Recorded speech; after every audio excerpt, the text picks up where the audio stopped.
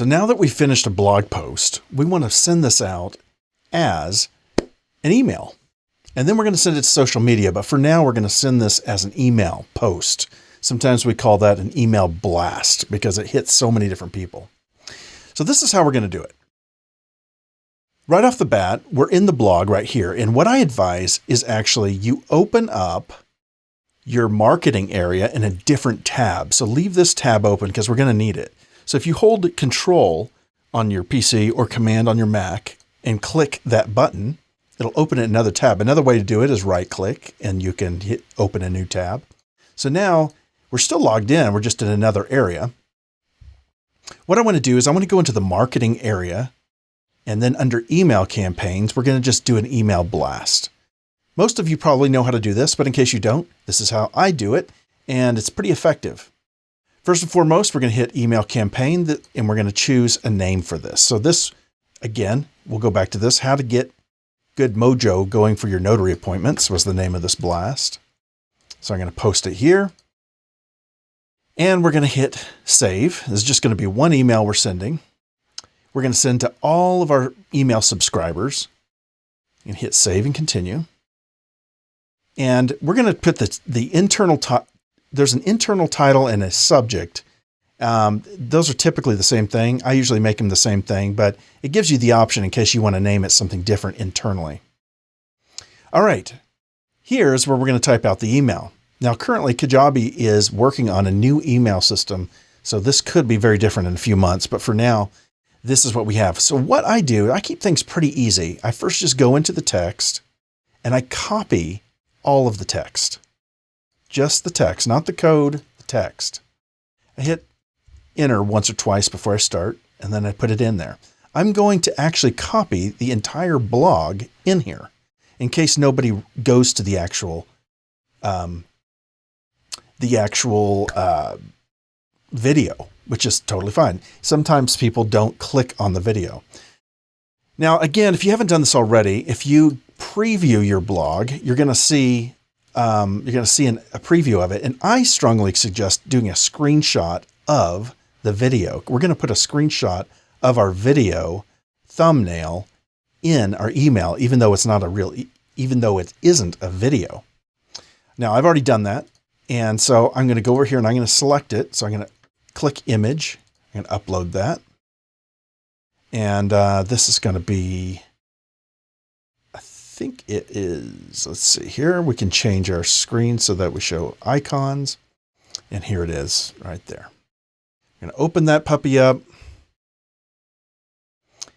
And so now it looks like there is a video. So when people open their email, if they see this, it looks like there's a video, and they'll click on it and it'll go right to the blog where they can watch the video. If you do it this way, make sure you make this video a link. I have done this before. I've sent emails out to thousands of people and forgot to make this a link. Don't do my mistake. So this is why we keep the other tab open. We're going to scroll down here and we're going to copy this blog. It's nice they have a copy button. And we're going to go to the image, click on it, and then click this little insert edit link. We're going to put the URL there. You don't need a title. And I usually say new window so that when they click on it, it'll open a new window. That way, if they're reading this in Gmail or something, it doesn't just interrupt their whole Gmail process. It'll open it in another tab. Hit OK. And now we're just going to verify that this is correct. It all looks pretty good to me. The numbering looks good. Now, again, this is one of those things you want to preview to make sure that it all is good. Because there are times where the formatting gets a little weird. So we're going to hit save and continue. And we're going to preview it. Now, notice in my client, which is Billy, his notary coach, email already has it set up so that his logo appears before everything else, which is kind of nice. Makes things look pretty professional. So now if somebody doesn't click the link, they can just read the email instead. Notice that the carriage return right here didn't work. We're going to just correct that. It just says Bill Soroka founder. So we're going to go back to edit content.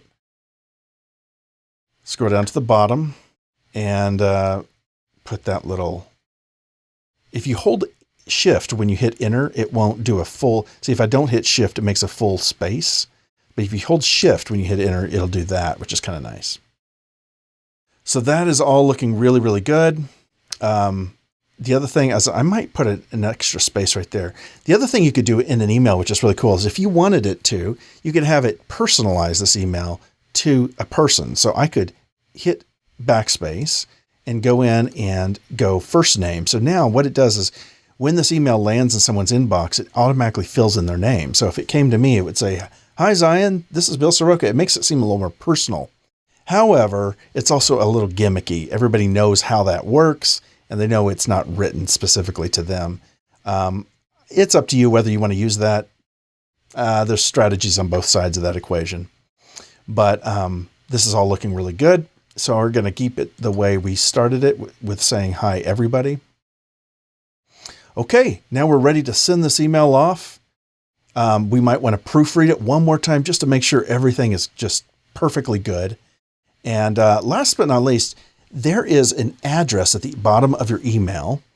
And just as a note, you don't want to put your personal address in there. So we have created a business UPS mailbox, actually, in case anybody sends an email or a snail mail letter. Now, by law, when you send emails out to people, there are laws now in place that you have to have an address and an unsubscribe button. So make sure that that is set up. It automatically will be set up. When you set up a Kajabi account, it'll ask for your address and it'll put it in there. So I suggest setting up a PO box somewhere so that you don't get, people finding your personal address. Every once in a while there's crazies out there and you don't want to encounter that. So just something to keep in mind. You can do that in the settings area. If you go into settings, you can change that address. All right, now it's looking really, really good. We're going to hit save. And it says, now, do you want to send right now or do you want to send at a specific time? We are ready to send this right now. So I'm going to hit confirm and it's going to send it out to 4,800 people. All right, that is how to do it. And I hope that answers some of your questions. Again, it's kind of like just copying the blog into the email and creating an email out of the blog. Just don't forget to put that link in there. You do not want to forget that. If this video was helpful to you, will you please hit that like button and consider subscribing and sharing this with somebody that you think could benefit from this video. We love passing on solutions that make life a little more stupid easy. One more thing, we have a crash course we do very regularly, and it's totally free, and it's all about how to build an online course. We give a whole crash course on how we do this. If that interests you at all, you can sign up below. There's a register button below in the comments. We would love to see you there. All right, guys, that's it for this week. We will see you on the next video.